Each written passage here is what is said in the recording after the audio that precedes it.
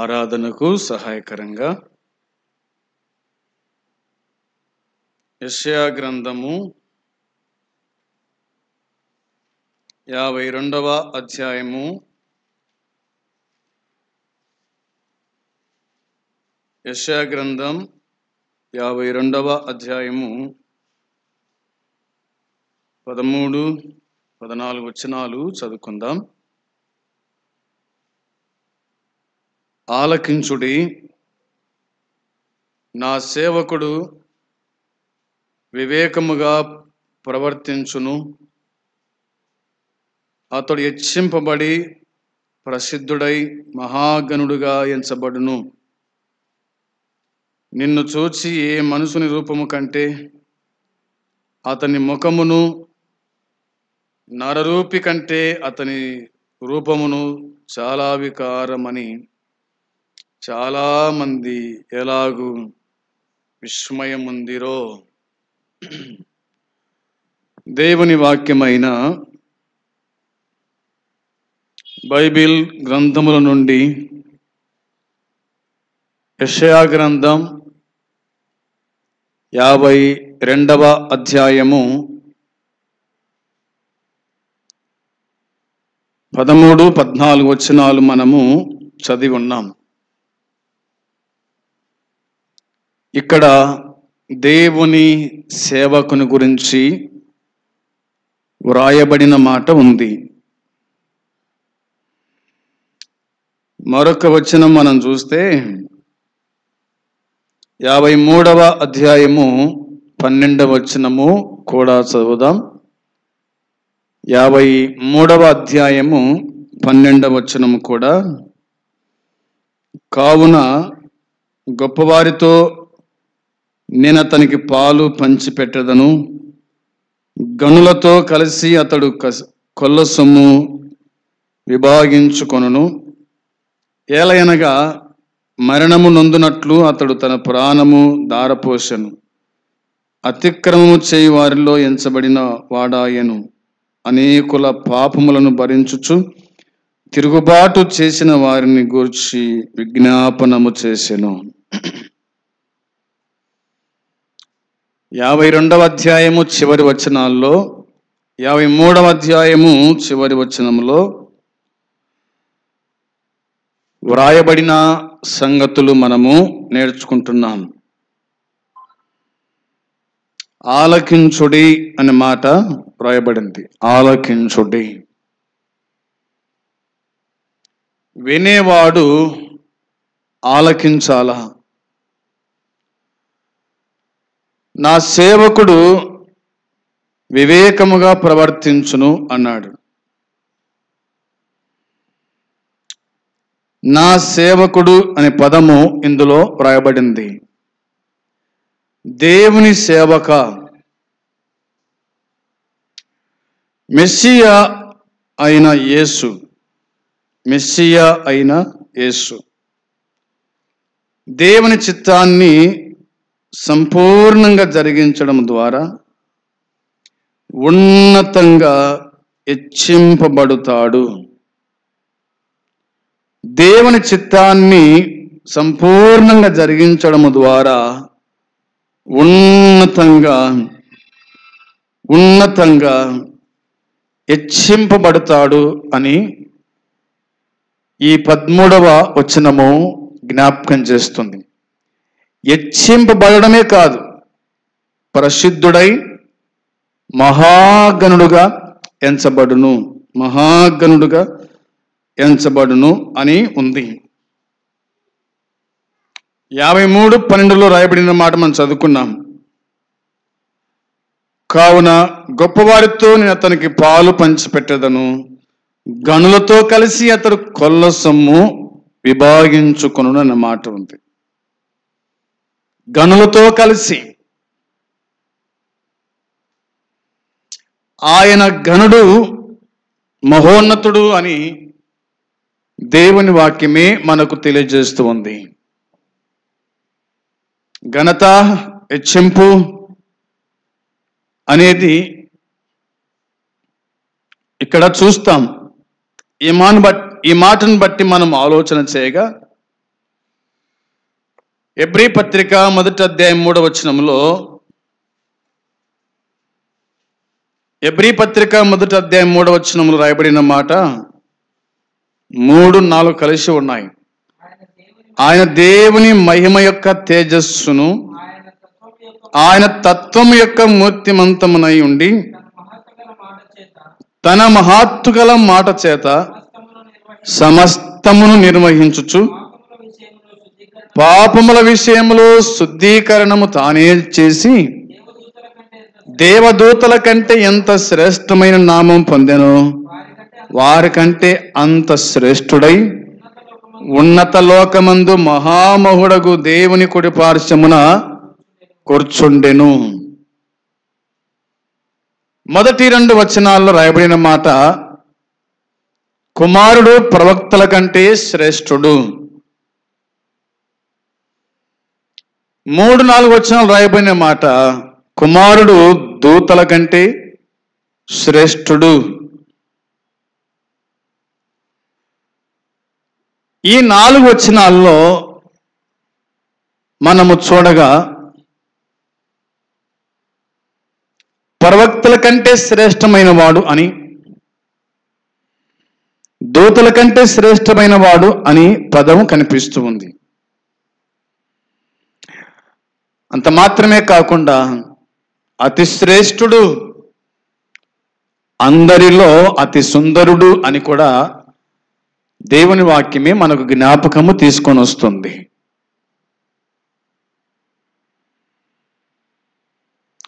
ప్రవక్తల కంటే శ్రేష్ఠుడు, దూతల కంటే శ్రేష్ఠుడు. ఆయన అనగా కుమారుడు దేవుని యొక్క మహిమ, దేవుని యొక్క మహిమ కుమారుడు. రెండవదిగా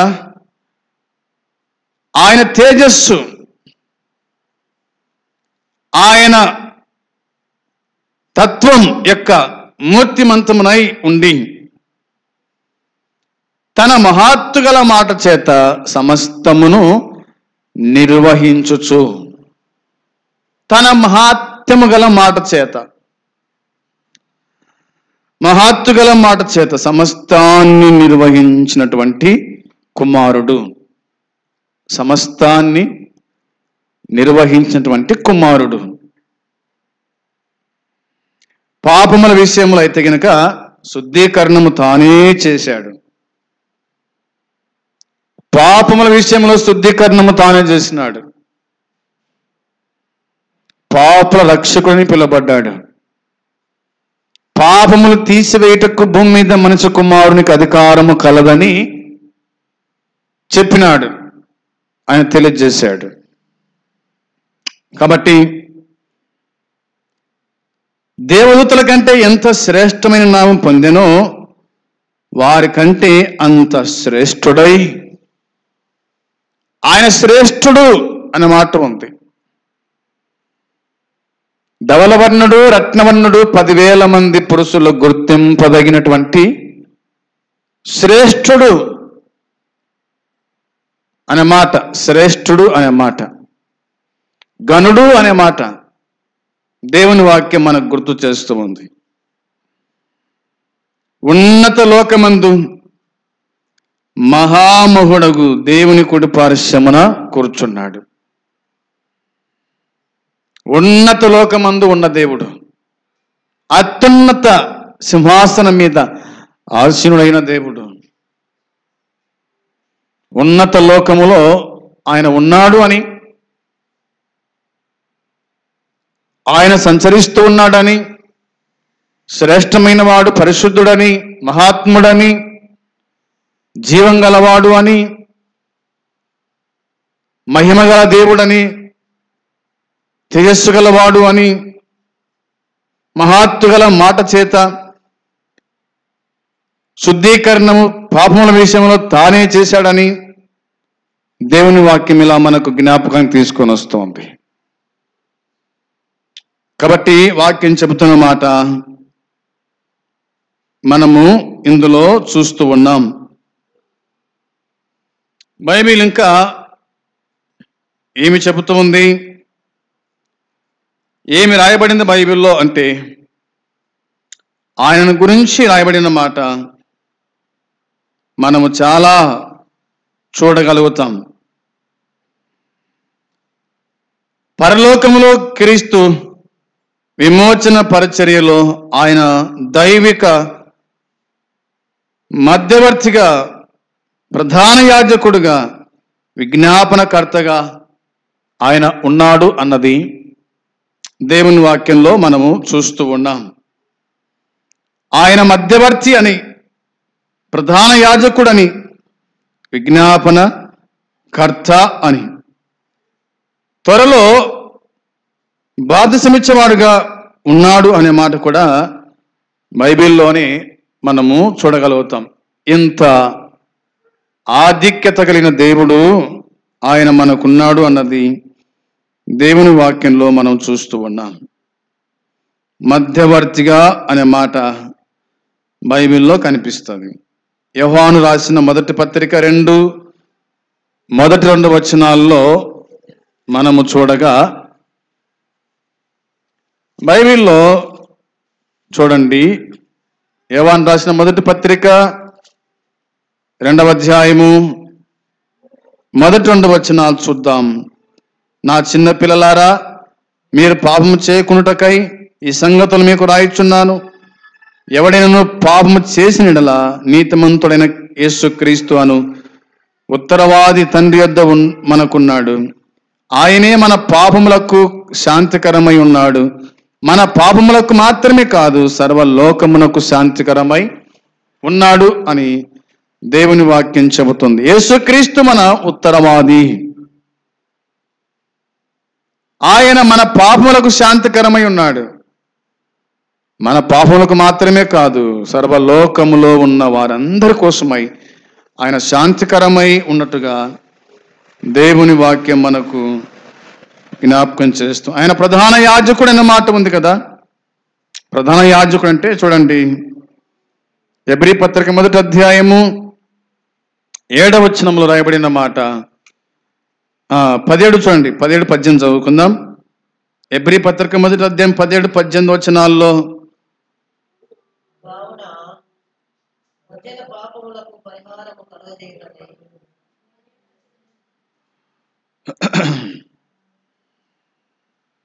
పదకొండవ అధ్యాయము 14 వచనం చూద్దాం.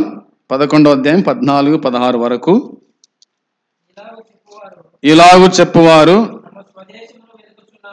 తమ స్వదేశమును వెతుకుచున్నామని,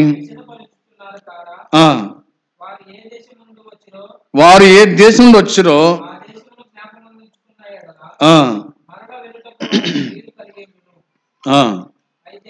అయితే మరీ శ్రేష్టమైన దేశము అనగా పరలోక సంబంధమైన దేశమును కోరుచున్నారు. అందుచేత తాను వారి దేవుడునని అనిపించుకున్నటకు దేవుడు వారిని గూర్చి సిగ్గుపడడు. ఏలైనగా ఆయన వారి కొరకు ఒక పట్టణమును సిద్ధపరచి ఉన్నాడు అని దేవుని వాక్యం చెబుతూ ఉంది. ఆయన ప్రధాన యాజకుడిగా మనకు బైబిల్లో కనిపిస్తాడు. ప్రధాన యాజకుడిగా కనిపిస్తాడు. ప్రధాన యాజకుడు అనే మాట మనము పరిశీలన చేసినప్పుడు దేవుని వాక్యము మనకు తెలియజేస్తూ ఉంది. 8 మొదటి వచనంలో 8వ అధ్యాయము మొదటి వచనం చూడగా, మేము వివరించుచున్న సంగతులలోని సారాంశం ఏదనగా, మనకు అట్టి ప్రధాన యాజకుడు ఒకడున్నాడు, ప్రధాన యాజకుడు ఒకడున్నాడు అని దేవుని వాక్యం చెబుతుంది. ప్రధాన యాజకుడు ఈయన, ప్రధాన యాజకుడు అన్నమాట కనిపిస్తూ ఉంది. తదుపరి విజ్ఞాపనకర్తగా మనకు కనిపిస్తాడు.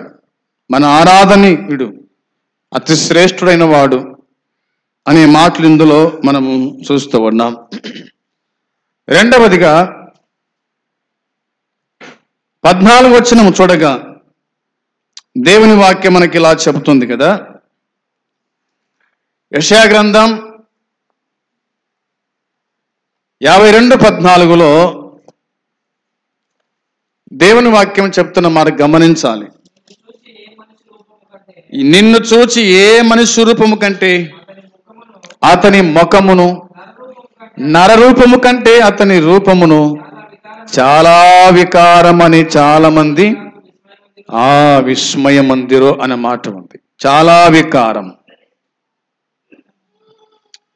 ఇక రాయబడిన మాట మనం ఆలోచన చేస్తే నిన్ను చూచి అనే మాట ఉంది. నిన్ను చూచి, ఏ మనుషుని రూపము కంటే అతని రూపము, అతని ముఖము అన్నమాట. ఏ మనుషుని రూపం కంటే అతని ముఖం, నరరూపము కంటే అతని రూపము చాలా విచారమని లేదా వికారము అనే మాట కనిపిస్తుంది. ఎందుకు వికారం అయిపోయింది ఆయన ముఖం? ఎందుకు వికారం అయిపోయింది ఆయన ముఖం అనేది చూస్తే దేవుని వాక్యము మనకు చెప్తున్న మాట మనం ఆలోచన చేద్దాం. మత్తయి సువార్తలో రాయబడిన మాట చూద్దాం, చూడండి. 26:67. మత్తయి సువార్త 26వ అధ్యాయము 67వ వచనాన్ని చూడగా దేవుని వాక్యం ఇలా చెబుతుంది. అప్పుడు వారు ఆయన ముఖం మీద ఉమ్మి వేసి ఆయనను గుద్దిరి. కొందరు అరచేతులతో కొట్టి, క్రీస్తు నిన్ను కొట్టిన వాడెవడో ప్రవచించుమనిది అని ఉంది. ఎందుకు ఆయన ముఖరూపము చాలా వికారం అని మనం చూస్తాం. ఎందుకు వికారం అయిపోయింది ఆయన ముఖ స్వరూపం అంటే, ఈ మత్తయి సువార్తలో రాయబడిన మాట ప్రకారంగా వారు ఆయన ముఖం మీద ఉమ్మి వేసి అన్న మాట ఉంది. ఆయన ముఖం మీద ఉమ్మి వేసినప్పుడు ఆయన ముఖం ఏమైపోయింది? వికారం అయిపోయింది కదా, వికారం అయిపోయింది. ఆయనను గుద్దిరి అనే మాట ఉంది. ఉమ్మి వేశారు, పిడిగుద్దులు గుద్దినట్టుగా చూస్తాం. కొందరేమో ఆయన అరచేతులతో కొట్టారు. క్రీస్తు నిన్ను కొట్టిన వాడెవడో ప్రవచించుము అన్నారు. ఎందుకు వికారం అయిపోయింది? ఆయన ముఖం మీద ఉమ్మి వేసినప్పుడు అనేది మనకు దేవుని వాక్యం గుర్తు చేస్తుంది. ఆయన ముఖం మీద ఉమ్మి వేసి ఆయనను గుద్దిరి, అరచేతులతో కొట్టిరి. ఇది క్రీస్తు శ్రమల 2వ దశ అనేది దేవుని వాక్యం చెబుతూ ఉంది. ఆ రాత్రి ఆయనను బంధించిన తర్వాత ఆయన శిష్యులు ఆయనను ఒంటరిగా విడిచిపోయారు. ఒంటరిగా విడిచిపోయినట్టుగా దేవుని వాక్యం గుర్తు చేస్తూ ఉంది. వారు అవమానపరిచినట్టుగా దేవుని వాక్యం మనకు జ్ఞాపకానికి తీసుకొని వస్తుంది. ఇక ఆలోచన చేస్తే కనుక చూడండి, 27వ అధ్యాయం 30వ వచనం. మత్తయి సువార్త 27వ అధ్యాయము 30వ వచనము మనం చూడగా, ఆయన మీద ఉమ్మి వేసి ఆ రెల్లును తీసుకొని దానితో ఆయనను తల మీద కొట్టిరి. ఆయనను అపహసించిన తర్వాత ఆయన మీద నున్న అంగిని తీసివేసి ఆయన వస్త్రములు ఆయనకు తొలగించి శిలువ వేయుటకు ఆయనను తీసుకొని పోయిరి అనే మాట ఉంది. సైనికులు యేసును అపహసించడం ఇందులో కనిపిస్తుంది. సైనికులు యేసును అపహసించారంట. అధిపతి యొక్క సైనికులు యేసును అధికార మందిరంలోకి తీసుకొని వెళ్ళారు. ఆయన యొద్ద సైనికులను సమకూర్చున్నారు. ఆయన వస్త్రం తీసివేసి ఆయనకు ఎర్రని అంగి తొడిగించారు. ఆయన వస్త్రాన్ని తీసివేశారు, ఆయనకు ఎర్రని అంగి తొడిగించారు. ముండ్లతో కిరీటము అల్లారు. ఆయన తలకు పెట్టి ఒక రెల్లు ఆయన కుడి చేతిలో ఉంచి ఆయన ఎదుట మోకాలుని యూదుల రాజానికి శుభమని ఆయనను అపహసించిరి. ముండ్ల కిరీటం అల్లారు, ముండ్ల కిరీటం అల్లినారు. కొన్ని తుమ్మ చెట్లు ఎట్లా ఉంటాయంటే తీగలుగా ఉంటాయి. కొన్ని ముండ్ల చెట్లు, అవి తుమ్మ చెట్లు, దాని ముళ్ళు చాలా లావుగా ఉంటాయి. పొట్టిగా ఉంటాయి, లావు ఉంటాయి.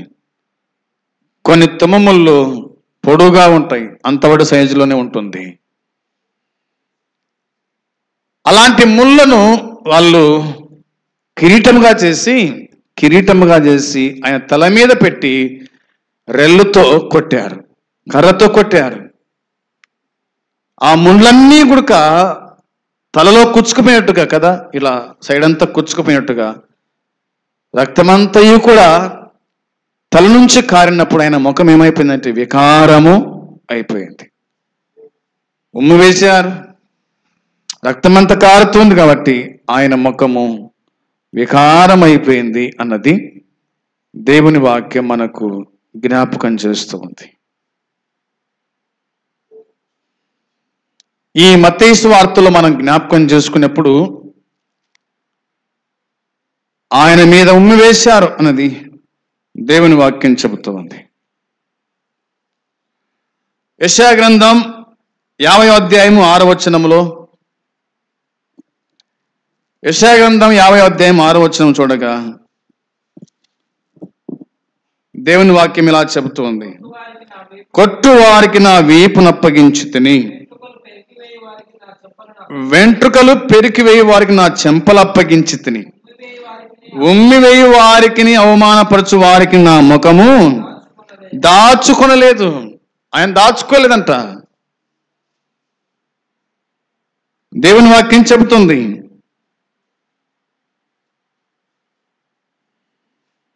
కొట్టు వారికి నా వీపును అప్పగించి తినన్నాడు. కొడుతూ ఉంటే మనం తప్పించుకుంటాం, కానీ ఆయన తన వీపునే అప్పగించినాడు. కొట్టువారికి ఆయన తన వీపును అప్పగించెను. వెంట్రుకలు పెరికివేయి వారికి నా చెంపలు అప్పగించి తిని అన్నాడు. చెంపలు అప్పగించాడు. ఒకటి వీపు అప్పగించాడు, రెండవ చెంపలు అప్పగించినాడు. ఉమ్మివేయి వారికి, అవమానపరచు వారికి నా ముఖము దాచుకోలేదు. ఉమ్మేస్తుంటే ముఖం దాచుకోలేదు, అవమానపరుస్తుంటే ముఖము దాచుకోలేదు. ఇది దేవుని యొక్క ప్రేమ,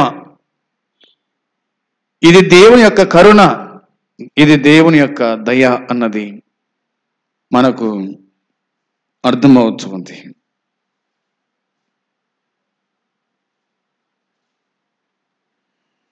ఏడవ వచనం రాయబడిన మాట చూడండి. ప్రభువు యెహోవా నాకు సహాయుడు, సహాయము చేయవాడు గనుక నేను సిగ్గుపడలేదు. నేను సిగ్గుపడనని ఎరిగి నా ముఖమును చెక్కుముకి రాతి వలె చేసుకొంటిని. నా ముఖమును నేను చెక్కుముకి రాయి వలె చేసుకొంటిని. నేను ఎందుకు సిగ్గుపడాలా అనే మాట ఇక్కడ కనిపిస్తూ ఉంది. నేను సిగ్గుపడలేదు, నేను సిగ్గుపడనని ఎరిగి నా ముఖమును చెక్కుముక్కి రాతి వలె చేసుకుంటుంది. దేవుని వాక్యం చెప్తున్న మాట చూడండి. 53వ అధ్యాయం 3వ వచనంలో,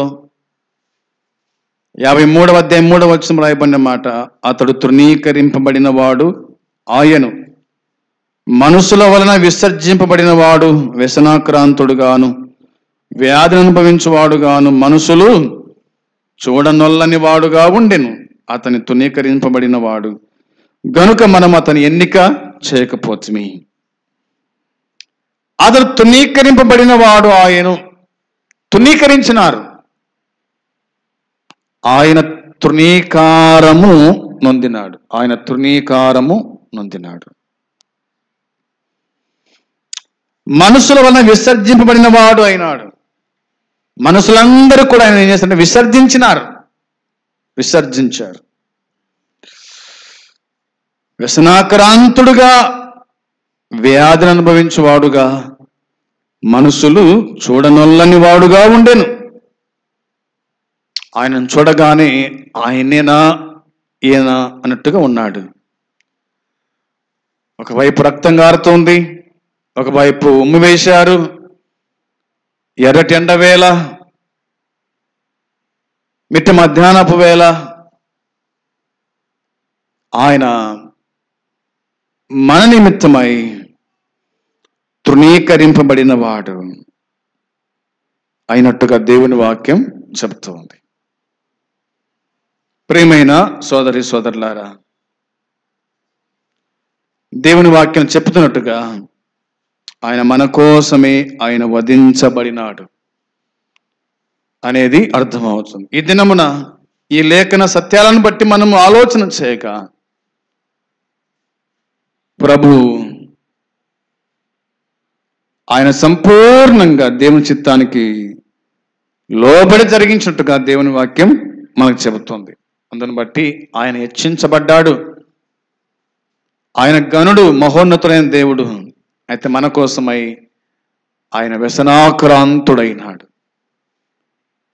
మనుషులు చుణులను వాడిగా అయిపోయినాడు.